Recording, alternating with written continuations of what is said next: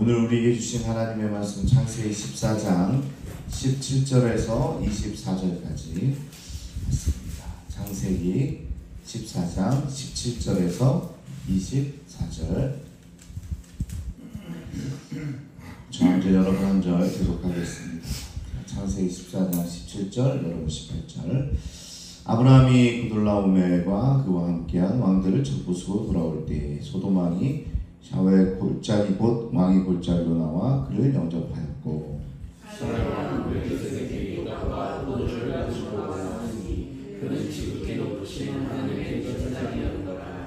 아브라함에게 축복하여 이르되 천지의 주제시오 지극히 높으신 하나님이여 아브라함에게 복을 주옵소서. 너희 대적을 내 손에 붙이신 지극히 높으신 하나님을 찬송하시리로다. 아브라함이 그 얻은 것에서 10분의 1을 이삭에게 주었더라. 소돔 왕이 아브라함에게 이르되 사람은 내게 보내고 물품은 내가 가지라.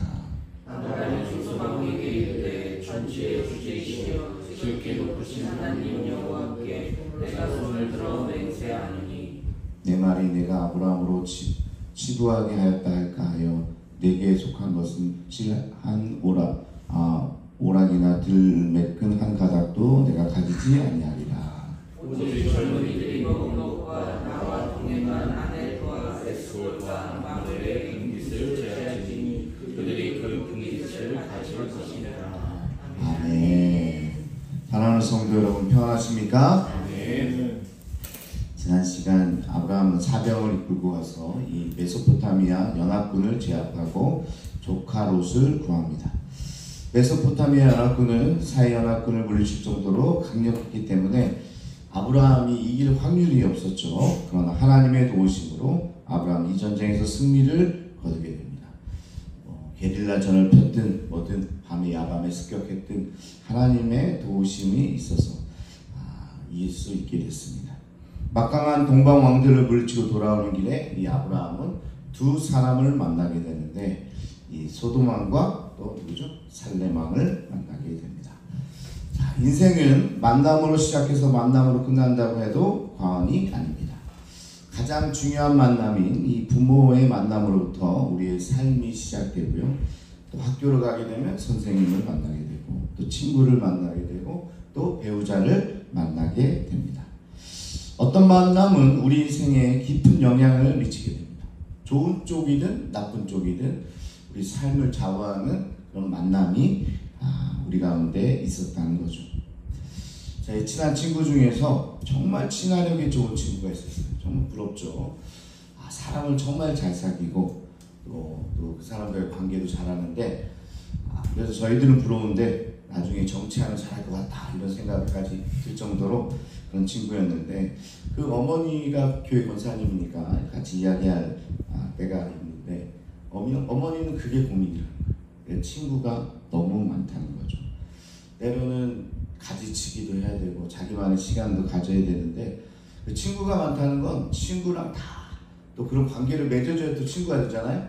그러다 보니까 정작 자기가 해야 할 일들을 하지 못할 때가 많아서 걱정이라는 거죠. 그런 것 같아요. 신앙생활을 하면서도 우리는 저마다의 올바른 교제의 기준을 가질 필요가 있다는 겁니다. 그래서 만남도 중요하고 또 누구와 친구를 맺을 거냐 이것도 굉장히 중요하다. 여러분 성도라고 해서 모든 사람과 무조건 사귀어야 되는 건 아닙니다. 내가 성도니까 내가 예수 믿는 자니까 모든 사람을 다 친구로 만들어야 된다. 그렇게 생각하는 것은 좋지 않습니다. 친구로 만날 사람도 있고 또 관계를 또 멀리할 사람도 있는 거죠. 아브라함도 오늘 두 사람을 만나게 되는데 하나는 살렘 왕 멜기세덱이고 다른 하나는 소돔 왕이었습니다. 자, 두 사람이 함께 나오는데요. 멜기세덱은 떡과 포도주를 가지고 나와 아브라함을 영접합니다. 몸과 마음이 지친 아브라함을 극진히 대접하는 거죠. 성경을 멜기세덱을 왕이라고도 하면서 동시에 제사장이라고도 소개하고 있습니다. 옛날에는 제정일지의 사회잖아요. 제사장도 되면서 왕도 되는 게 다 옛날 왕이죠. 그러니까 이는 가능한 말입니다. 또한 멜기세덱은 의로운 왕이라는 뜻을 가지고 있습니다. 의롭다.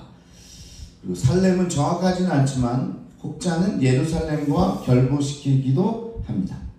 그런 의로운 왕이 이제 아브라함 앞에 나오는 거죠. 그러면서 천지의 주제이시오 지극히 높으신 하나님이시여 아브라함에게 복을 주옵소서 이렇게 간구를 합니다. 이 사람이 하나님을 믿었는지 안 믿었는지 정확히 모릅니다. 그러나 아브라함이 믿고 있는 그 하나님께 복을 비는 장면이 나오는 거죠. 그때 아브라함은 멜기세덱의 전리품의 11조를 드리게 됩니다. 처음으로 11조가 나옵니다. 사실은 그 후에 11조를 이제 계명으로 하나님께서 주시는데요. 그 전부터 이 11조의 정신이 여기 들어있는 거죠. 자, 이는요 떡과 포도주와는 비교할 수 없을 정도였습니다.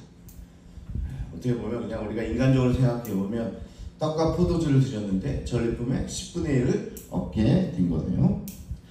이때는 11조 규례가 세워지기 전인데 이 11조의 의미는 승리를 주신 하나님을 찬양하라는 이 멜기세덱의 선언이 있는 겁니다. 그리고 그 선언에 아브라함이 응답하게 되는 거죠. 자, 너의 승리가 누구한테 있느냐? 이것을 알아라 이겁니다. 그리고 내가 11조를 드림으로써 어떻게 되는 거예요? 이 승리는 나의 힘이 아니라 하나님께 있다 이렇게 고백하고 있는 거죠. 자, 11조의 의미를 한번 되새겨 보겠습니다. 내가 가진 모든 것이 하나님에게서 왔다는 고백이 바로 11조입니다. 다른 게 아니라 계명이 10분의 1을 떼서 드려야 된다 이렇게 해서 이야기하는데 그게 아니라 10이 다 하나님 거고 내가 10의 1을 돌려드리는 행위를 통해서 모든 것이 하나님께로부터 왔다라는 것을 내가 고백하는 행위가 11조다. 자, 여러분에게 온 모든 것이 하나님께로 온 것이라고 믿으십니까?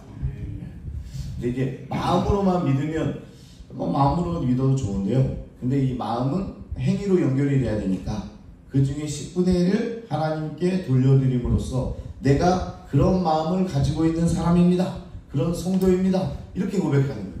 마음은 항상 있어요. 저는 모든 것이 하나님께로부터 왔고 하나님께서 저희 삶을 다 합니다. 그러나 10의 1도 드리기가 아까워.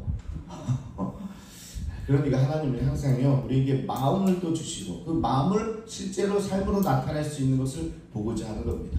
그래서 10분의 1을 드림으로써 하나님 10의 1은 주님 거고 10의 9는 제 겁니다. 이런 개념이 아니고 10의 1을 드림으로써 모든 것이 하나님께로부터 왔다. 이것이 다 하나님의 것이다 라고 고백하는 행위가 여기서 왔다는 거죠. 아브라함도 뭐예요? 이 승리가 내가 잘했지 게릴라전을 잘 쳐가지고 야밤에 습격을 잘한 거야 그게 아니라 10분의 1을 드림으로써 내가 하나님의 승리를 찬양한다 라는 뜻으로 우리가 볼 수가 있습니다. 그러면서 한 가지로 볼 수가 있는데요. 아브라함의 복의 통로 복의 근원이 되면서 어떤 약속을 받았습니까? 이 아브라함이 어떤 약속을 받았죠? 아브라함을 축복하는 자는 복을 받고 아브라함을 저주하는 자는 저주한다고 했는데요. 오늘 멜기세덱도 그 축복의 선상에 있다는 겁니다. 자, 그럼 목사님 누굴 사귀어야 됩니까? 이게 질문에 그럼 어떻게 누구를 사귀면 좋겠습니까? 다 사귈 필요도 없다고 하지 않았습니까? 그러면 누구랑 가까이 해야 되나? 물질적 이익을 주는 사람이 아니라 멜기세덱처럼 하나님을 섬기며 그분의 이름으로 축복하는 사람을 가까이 하는 것이 바로 참된 지혜다. 하나님을 가까이 할 수 있으며 하나님을 찬양할 수 있으며 하나님께 예배하도록 돕는 자, 그 자가 바로 우리가 친하게 지낼 친구다라는 겁니다. 자, 다음으로 소돔 왕이 등장하는데, 소돔 왕이 사실 먼저 나왔죠. 소돔 왕은 메소포타미아 연합군과의 전쟁에서 패하고 이 성경 우리가 읽지는 않았는데 그 전에 보면 엽청 구덩이에 숨어서 목숨을 부지했던 자입니다. 왕인데 끝까지 나가는 것도 아니고 중간에 숨어있던 자입니다. 숨어있던 자. 그렇게 숨어있다 보니까 아브라함이 승리했다는 소식을 듣고 그제야 그곳에 나온 겁니다. 그리고는 아브라함을 맞이하며 환대하는 듯한 모습을 보이지만 곧 자기의 권리를 주장하면서 사람을 넘기라고 요구합니다. 자기는 숨어 있으면서 그 전쟁의 대가를 좀 자기도 취하려고 하는 거죠.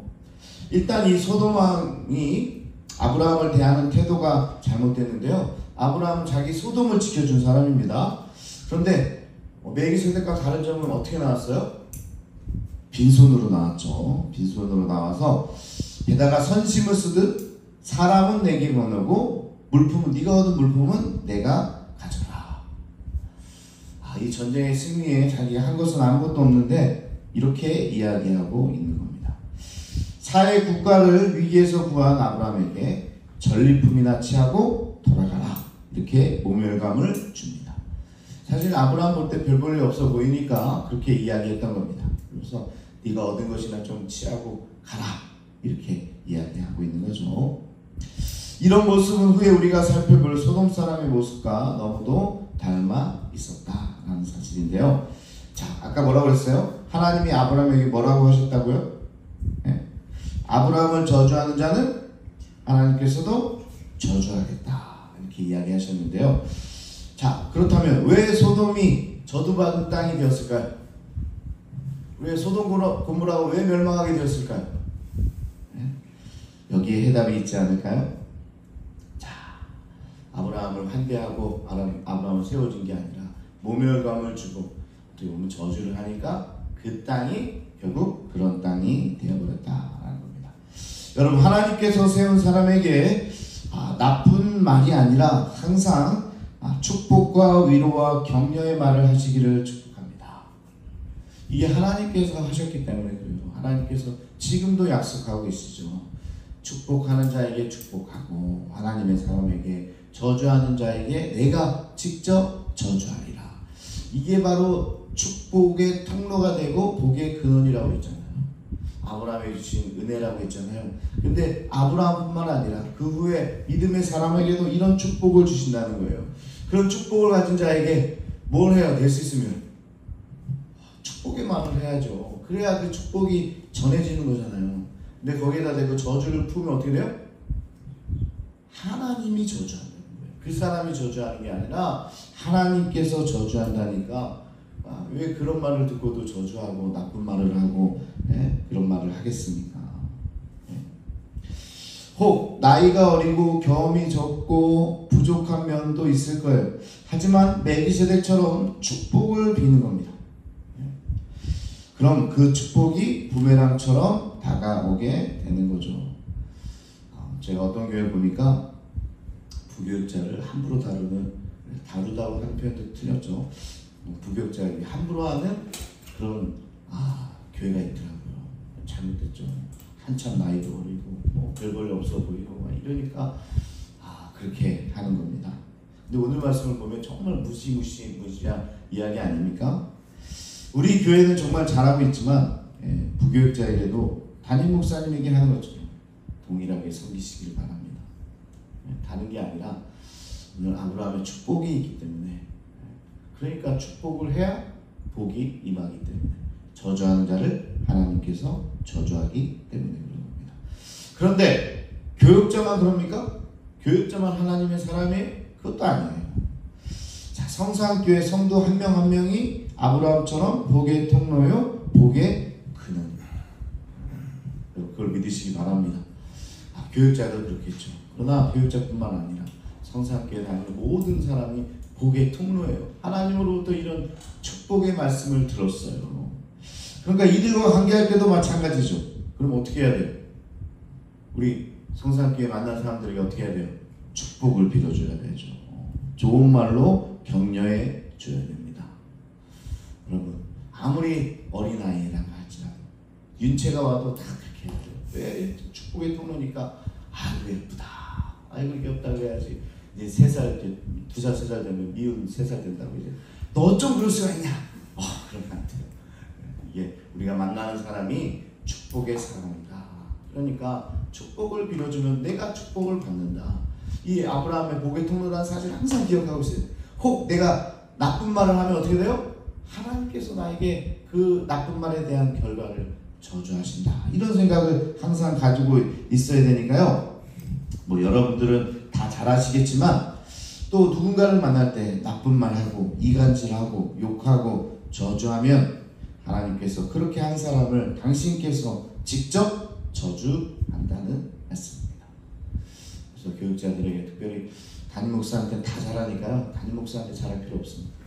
그러니까 부교육자들에게 잘해주시고 또 우리 교회 장로님들한테는 다 잘해요. 그러니까 장로님들한테 잘해주지 마시고 우리 중고등학교 학생들, 교회학교 아이들 혹시 좀 어려워 보이는 분들 그런 분들 찾아가서 축복해주고 격려해주고 다 그렇게 하세요. 그러면 하나님의 축복이 그를 통해서 임할 줄로 믿습니다. 또 무서운 이야기도 덩달아 있으니까 조심하시기 바랍니다.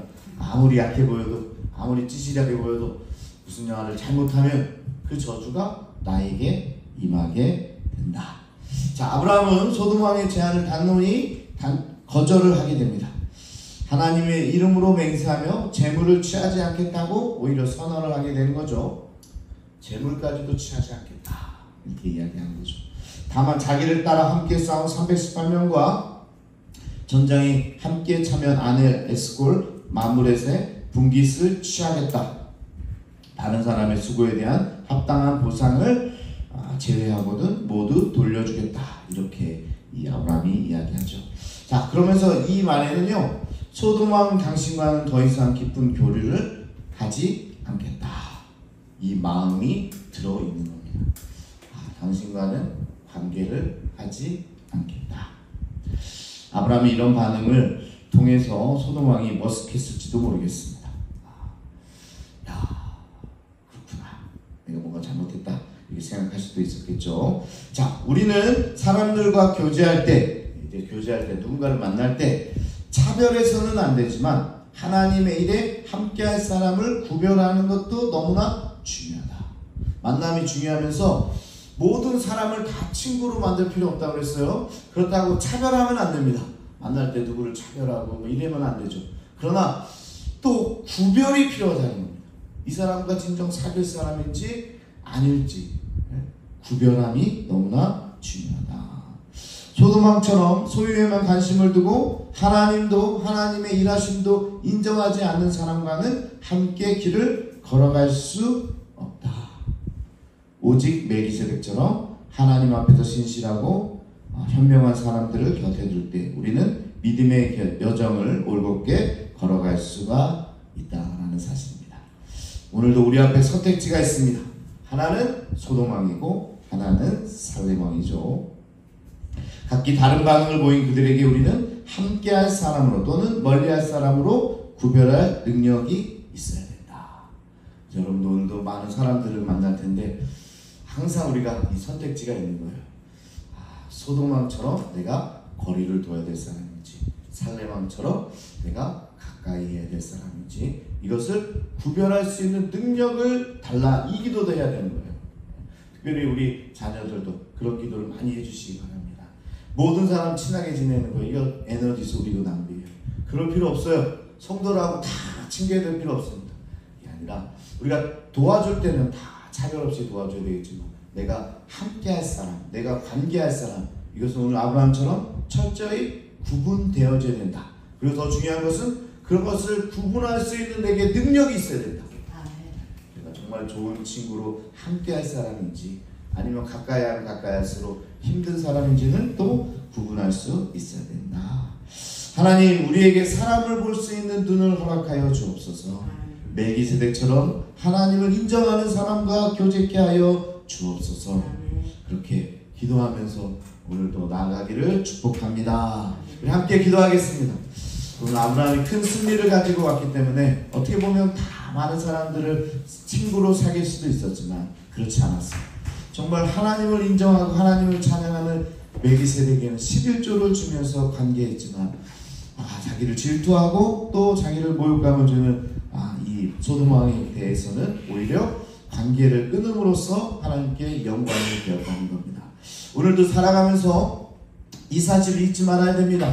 하나님의 사람을 축복할 때 나는 축복받지만 또 하나님의 사람에게 저주할 때 하나님께서 나를 직접 저주한다는 사실을 항상 깨닫고, 또 하나님의 사람을 구별할 수 있는 능력을 달라고 하고, 하나님의 사람에게 항상 또 격려하고 축복하고 그렇게 할 수 있도록 우리가 그런 구분하는 마음을 갖게 달라고 기도하시고요.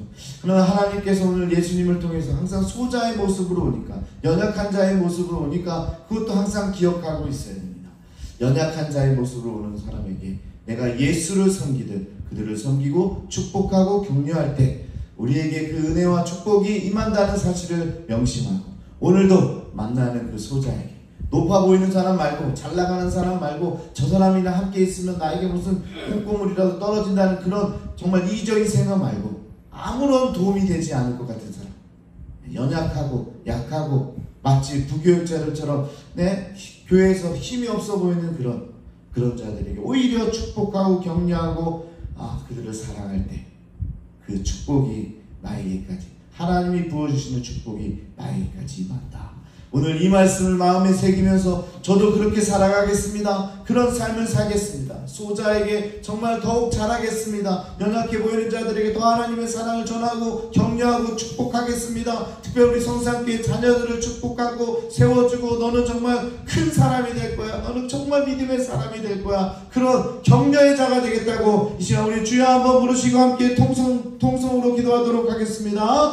주여, 아버지 하나님 감사합니다. 오늘도 귀한 말씀을 통해서